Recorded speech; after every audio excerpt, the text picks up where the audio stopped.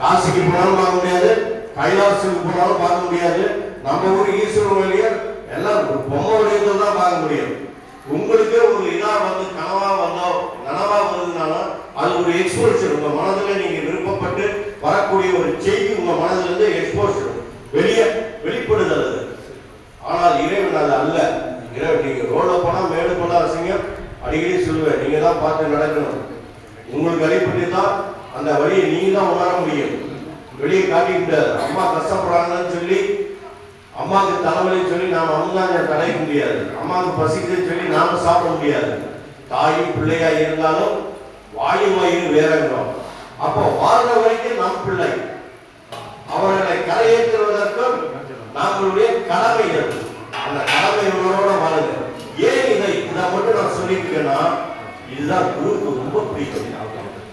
குருவுக்கு ரொம்ப பிடித்தது என்னன்னா, தன்னுடைய இல்லத்தில் எவன் நல்லா காக்கிறானோ அவன் இறைவனுக்கு அப்பாற்பட்டவன் அப்படிங்கிற குரு சொன்ன வாக்கு. அப்ப இல்லத்தில் நல்லா காக்கணும்.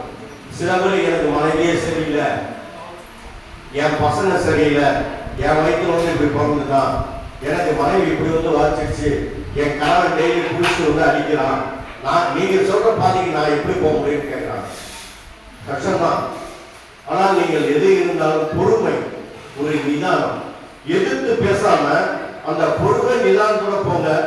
கொஞ்ச நாளைக்கு அடிப்பானா, அதுக்கப்புறம் மறந்துடுவோம்.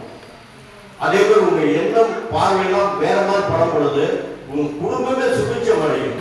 ஒருத்தருடைய பார்வையால தான் நம்ம பாதிக்கப்படுறோம். அவனுக்கு பாரு திருஷ்டி சுத்தி போனோம், பார்வை பண்ணிட்டு பாருங்க நோய் வந்து வச்சுக்குவான். அப்போ இந்த பார்வைக்கு அவ்வளவு பவர் இருக்கு. சொல்லுவாங்க, எந்த குழந்தைய அதனுடைய தாய் அதிகமா கொஞ்சதோ அந்த குழந்தைக்கு அதிகமான பார்வை தாயிடம் தான் கிடைக்கும். ஏன் கண்ணை பட்டு அந்த இடத்துல தொடக்க இருப்பாங்க. அப்ப தாயினுடைய பார்வையை பிள்ளைய பாதிக்கிறேன்னா மனுஷனுடைய பார்வை கொடுக்கும். நம்ம அக்கம் பக்கத்துல நம்ம நண்பர்கள் இல்ல நம்ம குடும்பத்தில் இருக்கிறவங்க பாத்தீங்கன்னா நம்ம குறை சொல்லும் போது அந்த எண்ணமும் அந்த வாக்கு உங்க வீட்டுவாரே நிற்கும். அது என்னைக்கு இருந்தாலும் உங்களை கீழே பார்த்துட்டே இருக்கும்.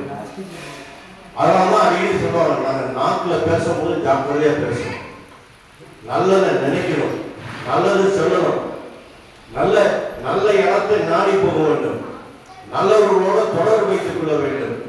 இப்படியே அதே மாதிரி உங்க கெட்ட எண்ணங்களும் உங்களுடைய பாதையை மாற்றணும்னா குருவை கெட்டியா பிடிச்சு பாருங்க. அடுத்த நிமிஷம் உங்க பாதை தன்னால மாறும்.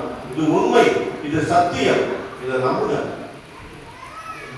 குரு என்னைக்கு உங்களுக்கு துணையா இருப்பார்னா உங்க மனசுல ஆள் மனசுல அவரை எப்படி ஏற்றுக்கிறீங்களோ.